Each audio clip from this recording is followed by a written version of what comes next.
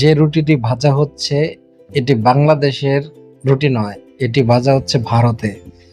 কিন্তু বাংলাদেশের কালাই রুটির মতোই এই রুটি।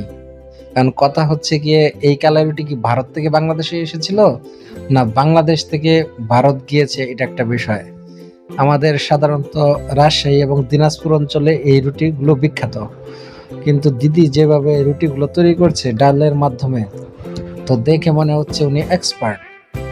তো বাংলাদেশে যে রুটিগুলো তৈরি করা হয় কালাই রুটি খেতেও সুস্বাদু, সেম টু সেম ওইরকম ভাবে ওই ধরনের উপকরণ দিয়েই দিদি এই রুটিগুলা তৈরি করছেন।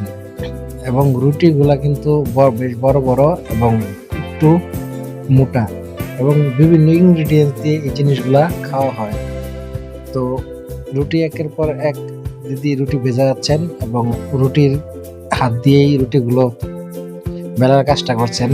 তো এই রুটিগুলো সাধারণত হাত দিয়েই বেলা হয় এবং দিদির হাতের কাজ দেখে মনে হচ্ছে তিনি অনেক দিন ধরে এই কাজ করেন, তিনি যথেষ্ট এক্সপার্ট। তবে আমার মাথায় এখনো ঢুকেনি যে কালাই রুটিগুলো কি ভারতের বিভিন্ন রাজ্যে যেমন রাজস্থান বা ওই সকল রাজ্যে যে ইউপি আছে, তারপরে হচ্ছে গিয়ে বিহার, ওইদিকে থেকে কি জায়গায় এসেছে, নাকি আমাদের বাংলাদেশের দিনাজপুর, রাজশাহী এই সব জায়গা থেকে ওই জায়গায় গিয়েছে, এটা একটা বিষয়। তো দিদির রুটি কিন্তু একটা ভেজে নামিয়ে ফেলেছে, এখন আর একটা রুটি দিয়ে দিচ্ছে এবং জালটা একটু ধীমে ধীমে করে দিচ্ছে, কারণ বেশি অতিরিক্ত জাল হলে রুটিগুলো পড়ে যাবে। যে এই রুটিটা একটু আগুনে আবার এক্সট্রা ছেঁকে নিচ্ছে, তো এরকম দেখি নাই যে আগুনে ছাকতে, কিন্তু দিদি সুন্দর করে এই সাইডে রুটিটা দিয়ে দিল।